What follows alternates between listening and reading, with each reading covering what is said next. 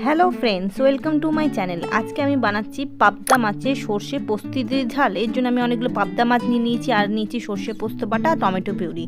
এখন আমি একটা ফ্রাইং প্যানে পাবদা মাছগুলো ভালো করে ভেজে নিলাম। এবার সেই তেলের মধ্যে আমি দিয়ে দিচ্ছি কিছুটা কালো জিরে আর দিয়ে দেবো টমেটো পিউরিটা। এটাকে ভালো করে আমি এবার টমেটো পিউরিটা ভেজে নেব। এবার ভাজা হয়ে গেছে, দিয়ে দিলাম একটুখানি নুন আর একটু হলুদ আর দিয়ে দেবো কিছুটা চিনি আর দিয়ে দেবো লঙ্কা কুচি।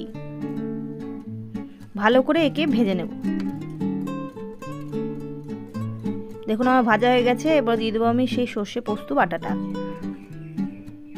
সর্ষে পোস্ত বাটা দিয়ে জল দিয়ে দিতে হয়, কারণ সর্ষে পোস্ত বাটা ভাজবেন না, তাহলে তেতো হয়ে যাবে। আমি দিয়ে দিলাম জল। এবারে কিছুক্ষণ আমি একে ফুটে যেতে দেবো। ফুটে গেছে, মাছগুলো দিয়ে দিলাম।